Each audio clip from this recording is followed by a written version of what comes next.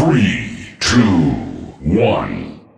सुबह होते ही वॉली अपनी बैटरी सोलर एनर्जी से चार्ज करता है और फिर रोज की तरह काम पर निकल जाता है। आज अपने रूटीन काम के दौरान वॉली को एक बेहद इंटरेस्टिंग चीज मिलती है, एक प्लांट। आज तक वॉली ने कभी पौधा देखा ही नहीं था। वो बड़े एहतियात से उसे मिट्टी समेत उठाकर एक पुराने जूते में रख देता है और अपने घर वापस ले जाता है। शाम को जैसे ही वो घर पहुंचता है, उसे बाहर एक रेड लेजर लाइट दिखाई देती है। वो जिज्ञासा में उसका पीछा करता है और थोड़ी दूर पहुंचकर अचानक आसमान में एक विशाल स्पेसशिप को उतरते हुए देखता है। वॉली जल्दी से जमीन में गड्ढा बनाकर उसमें छिप जाता है। शिप से एक बेहद एडवांस्ड रोबोट बाहर निकलता है, EVE, extra terrestrial vegetation evaluator. वॉली छिपकर उसे बड़ी गौर से देखता है। ईव आते ही हर चीज को स्कैन करना शुरू कर देती है। अगर कोई चीज नॉर्मल हो तो उसके सिस्टम में रेड बीप आता है, मगर जरा सी भी मूवमेंट मिले तो वो अपनी प्लाज्मा गन से उसे तुरंत ब्लास्ट कर देती है। वॉल ई की हल्की सी आवाज से भी वो फायर कर देती है, लेकिन वॉल ई बाल बाल बच जाता है। अब ईव इधर उधर उड़ती रहती है, सब कुछ स्कैन करती रहती है और वॉल ई बिना आवाज किए दूर से उसके पीछे पीछे चलता रहता है। कॉकरोच भी उत्सुकता में ईव के पास चला जाता है और अजीब बात ये कि ईव उसे ब्लास्ट नहीं करती। धीरे धीरे उन दोनों की छोटी सी दोस्ती हो जाती है। जब ईव पहली बार वॉल ई को नोटिस करती है, वो उसे पूरा स्कैन करती है, मगर फिर भी रेड बीप आता है तो वो आगे बढ़ जाती है। वॉल ई फिर भी उसका पीछा करता रहता है। रात में जब ईव स्लीप मोड में चली जाती है तो वो कचरे से उसका एक क्यूट सा स्टैच्यू भी बनाता है, मगर ईव उस पर ध्यान नहीं देती। एक वक्त ऐसा आता है जब ईव अपनी शिप पर किसी मैग्नेट से चिपक जाती है। उसे गुस्सा आता है और वो अपना गुस्सा प्लाज्मा गन से निकाल देती है। ब्लास्ट पे ब्लास्ट, पास खड़ी छोटी शिप्स भी एक्सप्लोड हो जाती है। वॉली दूर से ये सब देख रहा होता है। ईव गुस्से के साथ थोड़ी उदास भी दिखती है। धीरे धीरे वॉली उसके पास आता है और पहली बार दोनों एक दूसरे से कम्युनिकेशन करते हैं, अपने नाम बताते हैं। ईव को वॉली से मिलकर एक अजीब सा सुकून महसूस होता है। तभी वॉली का स्टॉर्म इंडिकेटर बजने लगता है। उसे समझ आ जाता है धूल का भयानक तूफान आने वाला है। वो बिना वक्त खोए ईव को अपने घर ले आता है। अंदर फेरी लाइट्स जगमगा रही हैं। वॉली उसे अपनी सारी कलेक्टेड चीजें दिखाता है, पुराना बल्ब, रूबिक्स क्यूब और वो रोमांटिक डांस वीडियो भी। फिर वो खुद डांस करके ईव को दिखाता है। ईव भी कोशिश करती है, मगर उसे डांस नहीं आता और गलती से वॉली की एक आंख टूट जाती है।